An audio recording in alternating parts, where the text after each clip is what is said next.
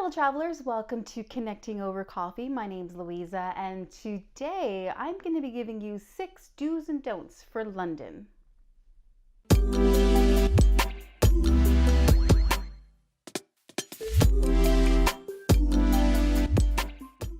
First one, do go to Kensington Palace over Buckingham Palace. Not only is Buckingham Palace not open throughout the entire year, but there's something about Kensington Palace that feels a little bit more down to earth. Not only is it the home of Prince William and Kate, it's also the former home of Princess Di. And besides seeing the palace, which is amazing in and of itself, the gardens surrounding it are completely magical, especially in the fall. Like to see the foliage turn colors, my gosh. And there's lots to do there. You can row boats, you can feed the ducks, or not feed the ducks. But there's lots of things that you could do besides walking. And it's in the heart of Kensington, and there's lots to see even surrounding the park itself. Number 2, don't bother with the London Eye. If you're gonna spend that much money, it's better spent elsewhere. It's £25 currently. So that basically amounts to, I don't know, almost nearly £1 per minute, because the rotation of the London Eye is 30 minutes. So you get 30 minutes to capture what you need. While that seems like a lot of time, it actually goes pretty fast. And, you know, right now there are so many tall buildings in London that you can probably take a hard pass on this, honestly. I would definitely say go up to it and take lots of pictures, because it's still pretty stunning to see in person. But in terms of riding it, I would say hard pass. Number 3, do take a tour of the Tower of London with a yeoman warder. They make the Tower of London so much more enjoyable. Seriously. Not only do they give you history of the Tower of London, like its occupants and the kinds of events that happen there, they're so entertaining and so approachable and likable, and it makes learning about history so much more fun. So definitely do make sure to get a tour with them if you're going to the Tower of London. Number 4, don't pay to get into Westminster Abbey. Yes, Westminster Abbey is gorgeous on the inside. Seriously, it's really beautiful and incredibly grand. But if you can get in for free, you should try to do that. And most of the time you can get in free if there's a service going on. Mind you, you have to be very respectful, and you may not be able to take photos during the mass, but you'll still be able to go inside and appreciate the grandness of Westminster Abbey.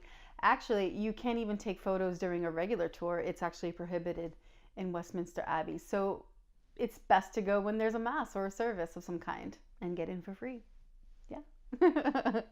Number 5, do take coffee or tea in one of London's many coffee shops. They have so many adorable coffee shops to go into, to just sit there and just take everything in and just think about life, write in your journals, create some art. I mean, it's just fantastic, and they have some of my favorite coffee shops ever. Vienna might have them beat a little bit, but it's on a par with Vienna's coffee shops in my opinion, because they've got so many. So definitely do take some coffee and tea while you're there.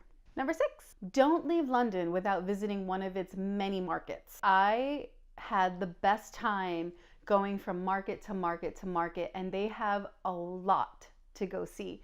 From the Columbia Flower Market to Spitalfields to Camden Lock to Brick Lane. Oh my gosh, there are so many, and I probably missed a couple. But definitely check them out. It was one of the funnest experiences I've had, and all of them, you're gonna find so many things that you like, especially if you're creative, because there's gonna be a lot of little like vintage pieces or letterpress if you're a design, like a graphic designer, to buy for not that crazy expensive prices. So definitely check them out. Spend a day, taste new foods, because all these markets have amazing food at them too, and just experience like what that London culture has to offer. Bonus tip, do make sure to get a photo with one of London's famous red telephone booths. With every passing year, there are less and less of these telephone booths. And that goes for modern technology. We don't need them as much anymore. We don't need landlines anymore because most people are carrying cell phones, even foreigners. So if you see one, definitely take a picture with one. I know London is trying to find ways of preserving them by either making them rechargeable stations. I've even seen one where there's like, it's basically like a library, like you can go in there and get some free books. So I think that's really dope. But yeah, if you see one, snap that shot. You never know if they're gonna be gone the next time you go to London. Just a heads up, the doors to open up the telephone booths are really heavy and sometimes they smell because a lot of people use them to go to the bathroom. Yeah. But you're only in there for like a second and you can keep your head poked out. So yeah. All right, y'all. So those are the do's and don'ts I have for London for today's Travel Tip Tuesday. If you think I missed any, just let me know in the comments below. But until next time, stay safe and stay traveling, y'all. Bye.